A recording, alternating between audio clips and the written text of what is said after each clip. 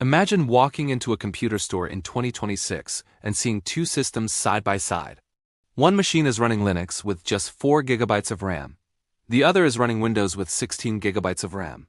Most people would immediately assume that the Windows machine should be dramatically faster. After all, it has 4 times the memory. More RAM equals more speed, right? Surprisingly, real-world experience often tells a very different story, and that's exactly what we're exploring today. For years, Windows users have been told that upgrading RAM is one of the best ways to improve performance. While that's certainly true in many situations, the operating system itself plays a massive role in determining how efficiently that memory is used. Linux and Windows approach resource management very differently, and those differences become incredibly noticeable when comparing low-memory systems against higher memory Windows installations. Let's start by understanding what RAM actually does. Random access memory is the temporary workspace where programs store data while they are running. The more RAM available, the more applications and data can remain instantly accessible without relying on slower storage devices.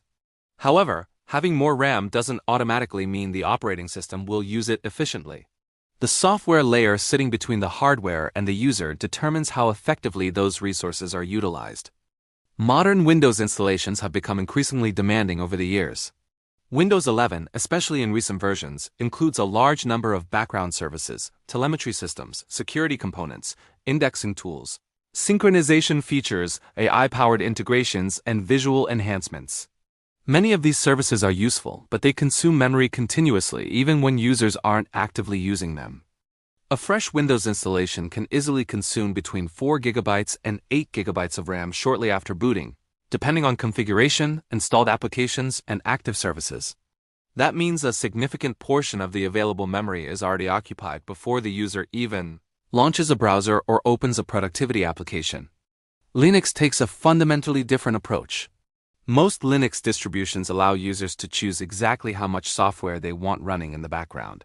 Lightweight desktop environments such as XFCE, LXQT, or Mate can idle comfortably under 1 GB of RAM. Even feature-rich desktop environments like KDE, Plasma, and GNOME have become remarkably memory efficient compared to many modern operating systems.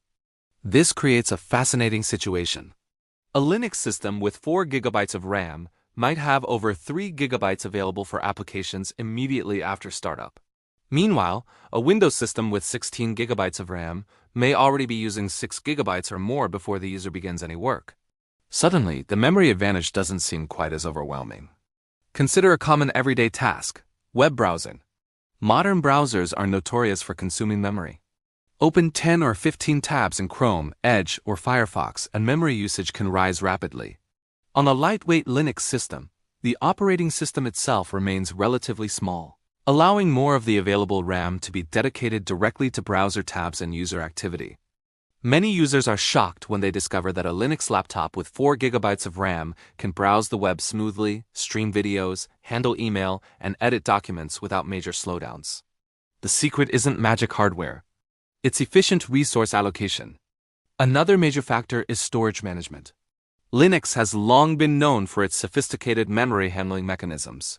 The kernel aggressively optimizes caching and intelligently manages inactive memory pages. When RAM becomes limited, Linux often handles the transition gracefully, prioritizing active applications while minimizing disruptions to the user experience. Windows also includes advanced memory management systems, but its larger baseline resource requirements mean that lower-end hardware reaches its limits much sooner. As background services, security features, and modern applications compete for resources, performance can deteriorate more rapidly. Boot times provide another interesting comparison. Many lightweight Linux distributions can boot incredibly quickly, even on older hardware. Because fewer background services need to initialize, users often reach a usable desktop in a fraction of the time required by heavily configured Windows systems. This difference becomes especially noticeable on aging laptops. Millions of computers that struggle with modern Windows releases suddenly feel responsive again when running Linux. Hardware that users considered obsolete often receives a second life through efficient Linux distributions. Now let's talk about CPU usage, because memory isn't the only resource involved. Linux distributions frequently impose lower processor overhead than Windows. With fewer constantly running background tasks, the CPU remains available for user applications. This contributes significantly to the feeling of responsiveness. Open a file manager, launch a browser, switch between applications, or search for files. And many Linux systems respond instantly because fewer system processes are competing for attention. Users often describe the experience as feeling lighter or snappier, even when using older hardware. Gaming presents a more nuanced picture. Historically, Windows dominated gaming because of its software ecosystem and DirectX support. Today, however, technologies such as Proton have dramatically improved Linux gaming compatibility. While high-end gaming still benefits from abundant RAM regardless of operating system, Linux has become increasingly capable of delivering excellent gaming experiences with modest system resources. The comparison becomes even more dramatic when discussing older computers.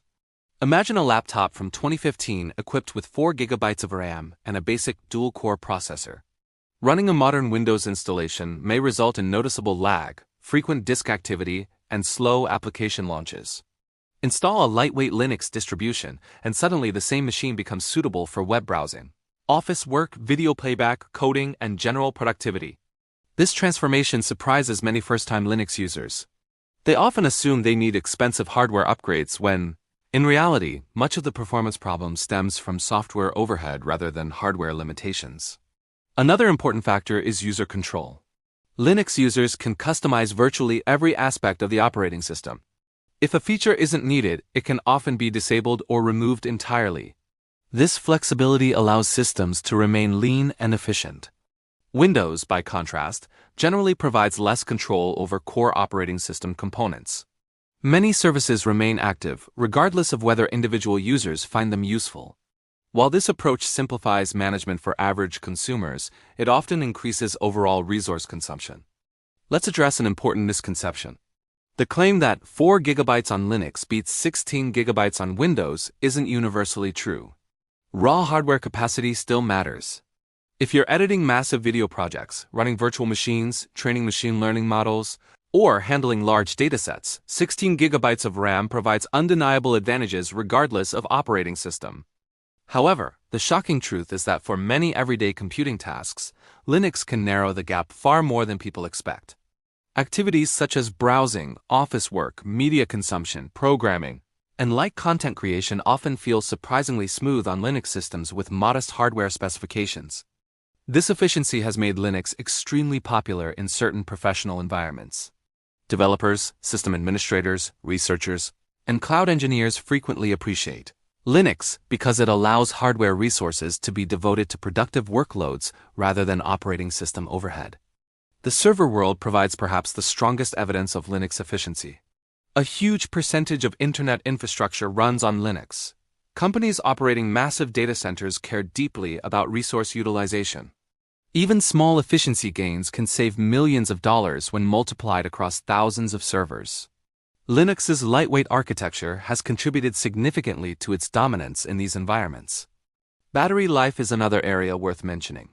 Because Linux often generates less background activity, some systems experience reduced power consumption. Results vary depending on hardware support and distribution, but efficient resource usage can contribute to improved battery performance under certain workloads. Security also plays a role in the discussion.